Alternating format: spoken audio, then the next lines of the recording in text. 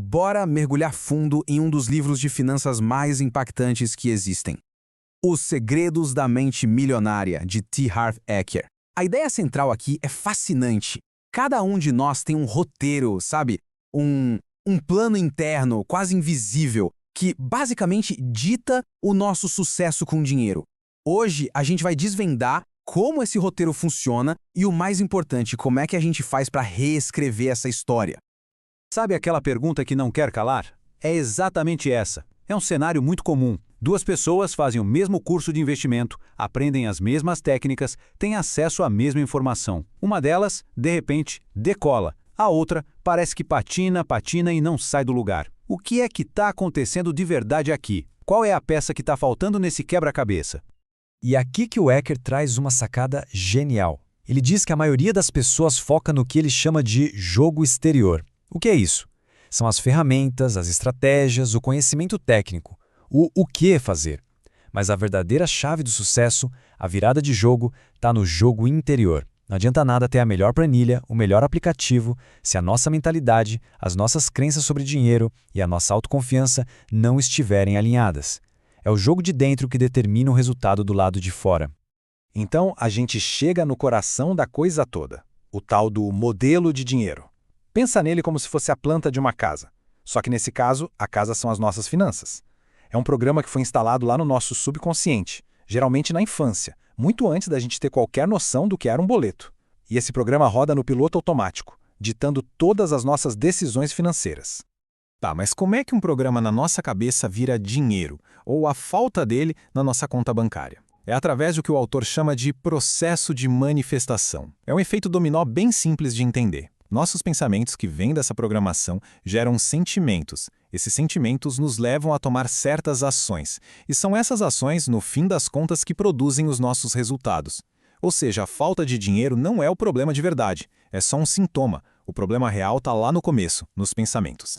E essa ideia do termostato financeiro é uma metáfora, olha, simplesmente perfeita.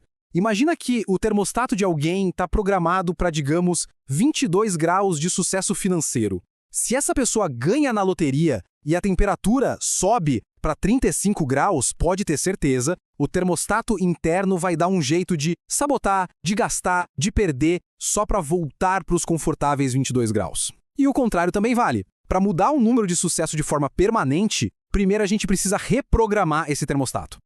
E essa analogia da árvore é outro jeito brilhante de ver a mesma coisa. A gente passa muito tempo focado nos frutos, que são os nossos resultados financeiros. A gente quer mais frutos, frutos melhores, mas a verdade é que não dá para mudar os frutos sem mexer nas raízes. As raízes, nesse caso, são o nosso mundo interior, as nossas crenças, o nosso modelo de dinheiro. Se as raízes não estiverem saudáveis, não adianta cuidar das folhas. E isso nos leva a um dos princípios de riqueza mais importantes do livro. É quase uma lei da física do sucesso. O que a gente vê do lado de fora, no mundo material, é só um espelho do que está acontecendo do lado de dentro. É uma lei de causa e efeito. Quer mudar os resultados? Comece mudando a programação interna. Ponto. Beleza, já entendemos que existe esse modelo, esse programa poderoso rodando na nossa cabeça. Mas quem foi que instalou esse programa? De onde ele veio? Como é que ele foi parar aí? Agora, a gente vai investigar as origens dessa programação. Segundo Eker, esse condicionamento todo vem de 3 fontes principais, lá da infância. A primeira é a programação verbal, ou seja, tudo aquilo que a gente ouviu sobre dinheiro. A segunda são os exemplos, aquilo que a gente via as pessoas, principalmente os pais, fazendo com o dinheiro.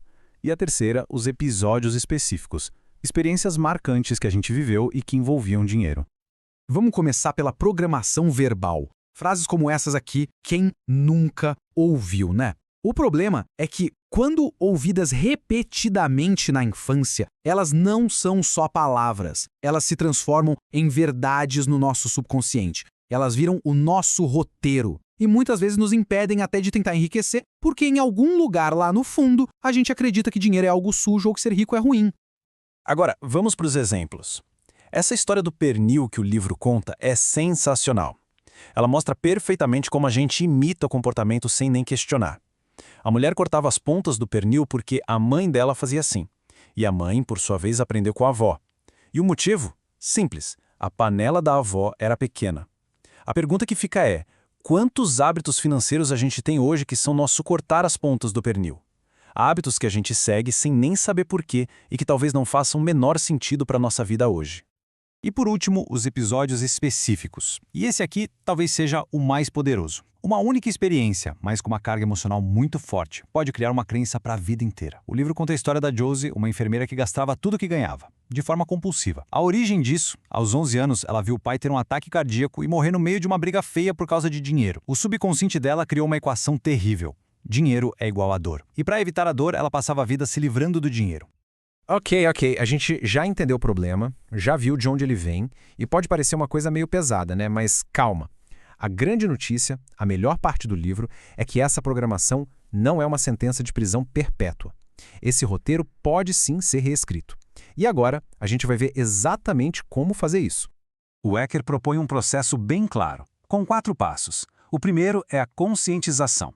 Afinal, não dá para mudar algo que a gente nem sabe que existe. Depois vem o entendimento, sacar de onde vieram esses pensamentos. O terceiro passo é a dissociação. Esse é o pulo do gato. É perceber que essas crenças foram aprendidas, elas não são quem a gente é de verdade. E por fim, o recondicionamento, que é a parte ativa, escolher conscientemente novas formas de pensar e agir. E olha, de todos esses passos, o primeiro, a consciência, é tudo. É ter consciência que nos permite parar de agir no piloto automático, sabe? Parar de ser governado por esses hábitos antigos e começar a fazer escolhas de verdade, no agora, com base em quem a gente quer se tornar e não em quem a gente foi programado para ser no passado. E uma das ferramentas mais poderosas que o livro oferece para essa fase de recondicionamento são as declarações. E isso não é só pensamento positivo, não. Uma declaração é um anúncio oficial que você faz, uma intenção poderosa. Quando a gente fala uma coisa dessas em voz alta, com energia, a gente envia uma mensagem fortíssima para o nosso subconsciente e inicia de verdade o processo de mudança. E isso tudo nos leva a essa pergunta final. A história que o modelo de dinheiro de cada um está contando sobre o futuro é uma de abundância ou de dificuldade? Entender esse modelo, como a gente viu, é o primeiro e fundamental passo.